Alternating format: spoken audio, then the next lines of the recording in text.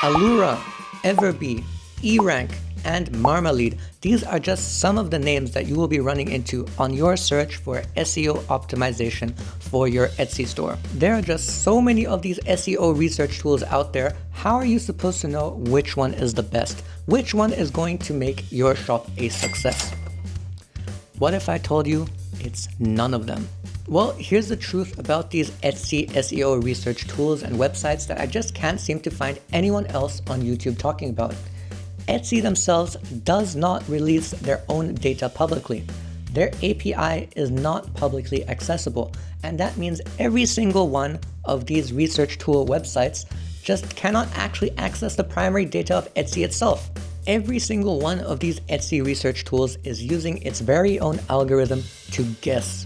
They're guessing the degree of search volume. They're guessing the degree of sales volume. They're even guessing things like the keywords and top search terms. That's right, they're all just guessing. I ended up discovering this whole topic by chance because I was using two different research tools to research the very same term, and on both sites I quickly found completely different degrees of search volume, demand, and even key terms for these very same shop and the very same items. So how can that be? How can the search volume on one site be so much lower or higher for the exact same item from one site to another? Which one is right? The truth is, you don't know, I don't know, and neither do any of these search tools. When you're starting out with your Etsy store, you are going to be making every single effort you can to make your product and your shop stand out, so that you can reach as many people as possible. After all, people have to be able to find your shop and your products to buy them in the first place.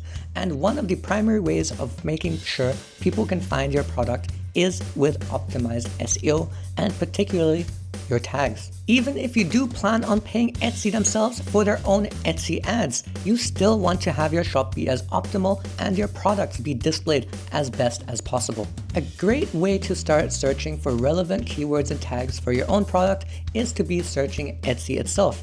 After all, look at your direct competition. If they're selling well, they must be doing something right. And with a little clever trick like changing the URL to filter the results for best-selling products, you too can get a pretty good idea of what's working. However, you're quickly going to realize how inefficient it is to manually be looking through every single listing and comparing optimal tags, especially if this is something that you have to do for every single listing and every single product that you plan to sell. So you start thinking, there just has to be a way I can do this quicker. There has to be a more optimal way to do this. And that's what's going to lead you to these SEO research tools. But as I mentioned earlier, none of these research tools have actual access to Etsy's own data. So how can you be sure that absolutely any of their data is even correct? Let's take an example. In this case, let's use Alura. Alura does not have access to Etsy's API. So what it does instead is once you've created your account, you can link your own Etsy account to the platform. This is how Alura gets their own primary data, their own first-hand source from your very own shop. And it then proceeds to share this between other Alura users. So that's actually how it all works. People who decide to link their Alura shop to the service all provide their own primary data.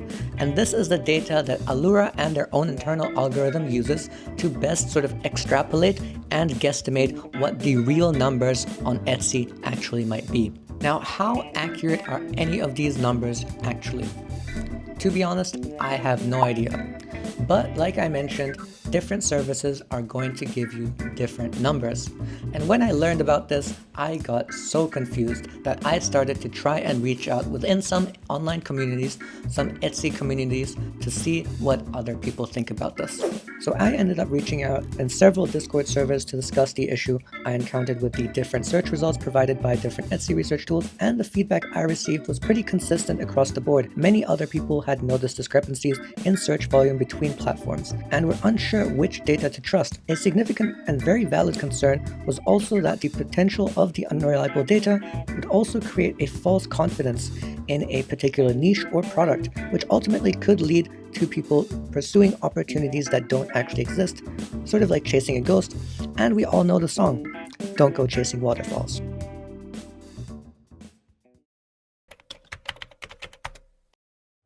Ultimately, I never really got much of a straight answer as to which service provides the most accurate numbers. But if I had to guess, it's going to be the tool that has the most users. And that's because they're all going to be linking their own store, which means that that tool will have the most access to primary data. So if every single one of these tools is going to give you a different answer and they're all just really guessing, you might be thinking, hey, these are all a complete waste of money. And you might be right about that. That is, if you're only using these tools to try and find exact numbers. I think the services themselves are aware of their own limitations, and that's why they try and expand what they can do for you beyond just having access to those direct numbers. That's why the way they're built, they're actually not necessarily focused on giving you numbers, but just generally trying to make your life on Etsy easier. So while they don't provide exact numbers, they can let you do things like compare tags and compare shops directly to each other on the very same page, which makes your life a bit easier. But this is also where the actual quality and build of the tool comes to play.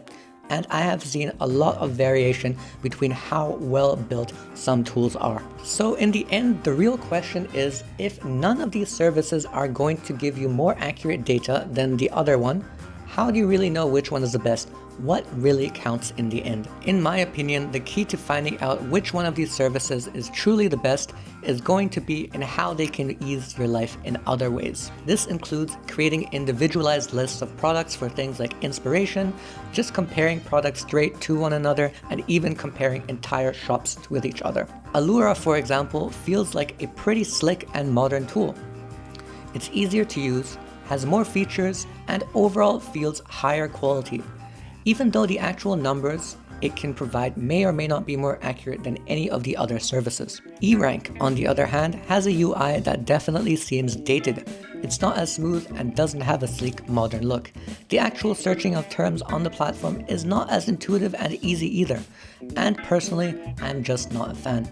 However, it's also half the price of Alura if you subscribe to a monthly plan, $9.99 versus $19.99. At the end of the day, many of these sites pretty much share the same features, but some of them are just easier to use, feel slicker, and are just overall a nicer experience. So what can we learn from all of this? Well, number one is don't rely on any one single tool to give you your numbers. Don't think that any one of them is going to give you the truth. The most accurate data you're going to get will be from Etsy itself. Look up the items on the best-selling listings.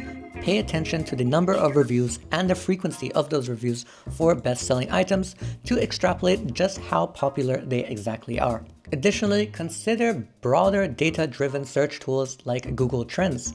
Even though their results won't be Etsy specific, they still give a really good indication of broader general internet trends. And so we get to the ultimate question, is it even worth it for you to be spending your money on these tools? In my personal opinion, yes, but not for the data and the numbers that they provide you with, but just generally on how much easier they make your general research on Etsy easier. Alright folks, I hope you learned something in this video about Etsy SEO research tools. And if you have some questions, or maybe you found some sort of a solution to getting reliable data for your Etsy shop, I would love to know. Leave a comment down below. If you've been running your own Etsy shop or are considering starting one in the near future, why not have a look at how I've been doing it? I'll link the video up here. But I guess that will be the end of the video. Thanks for watching, and as always, take care guys.